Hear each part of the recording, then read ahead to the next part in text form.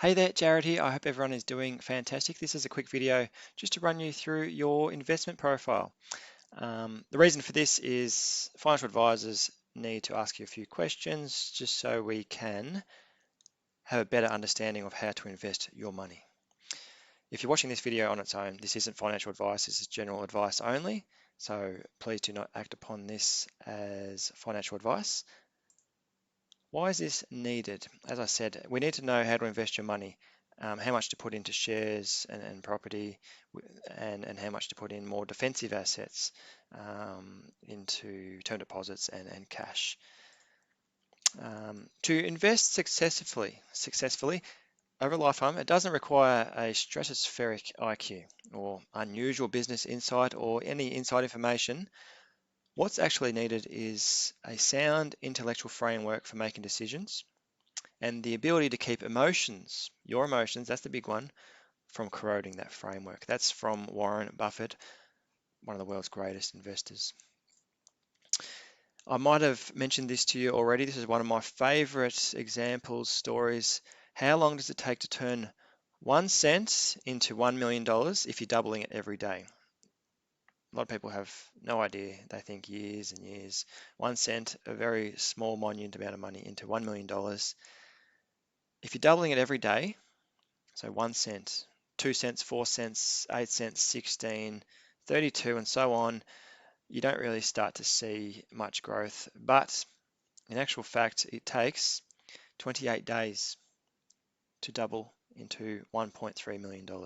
So you see there's the proof right there. It starts to double. It doesn't really make any significant impact until the last week.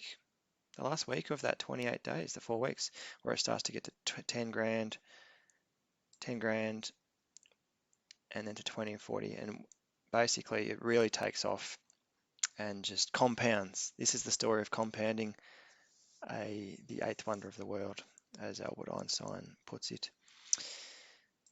So, coming back to our process of investing, there's 4 parts that I want to just point out: risk and return, diversification, long-term investing, and default.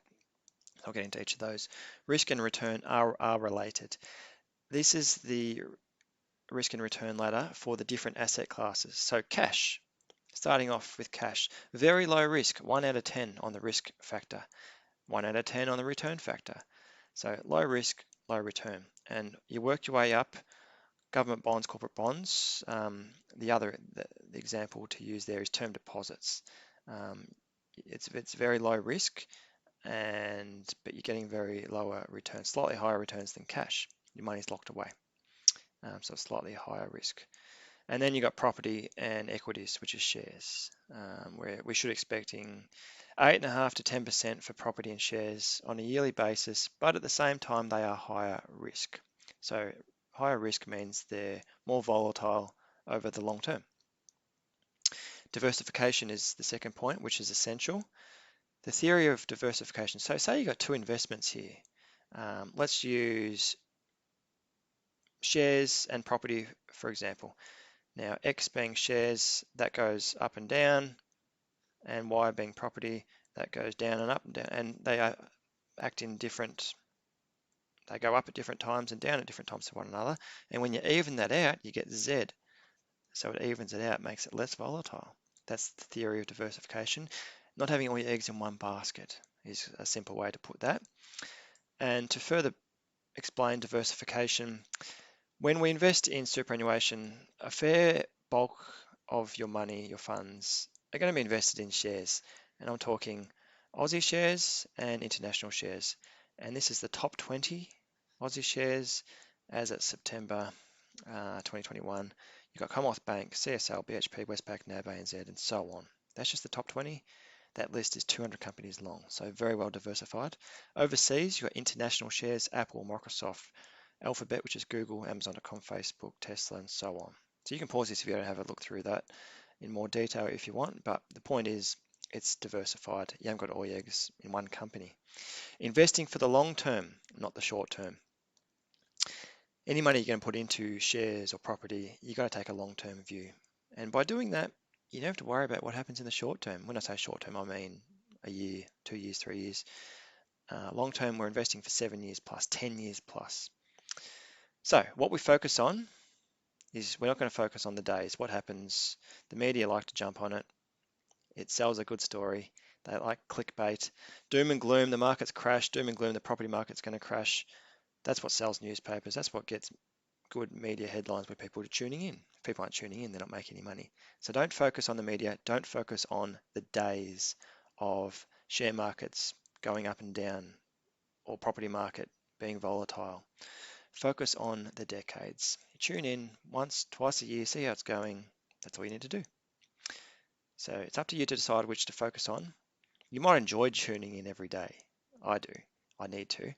But you don't need to focus on that. It's not important. If there's a big crash, doesn't matter. It always rebounds. Long term, let's not try and time the market. So when the market's going up, there's a lot of greed in people. And that's where people are happy to buy. But it's almost the worst time to buy when there's greed because that's when it's at its highest. When the market's dropping, there's a lot of fear. Should I be moving my super? Should I be selling my shares?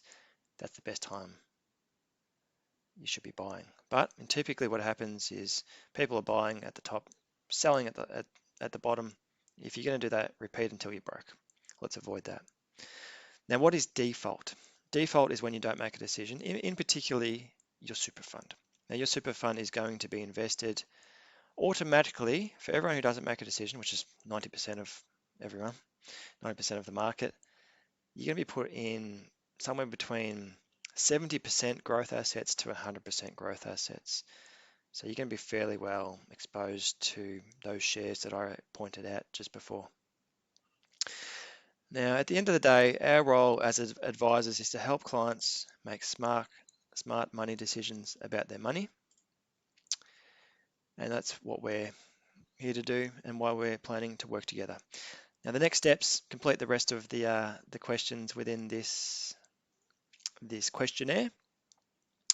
And just keep in mind that we're investing for the long term, and let's aim to maximize our money the best we can.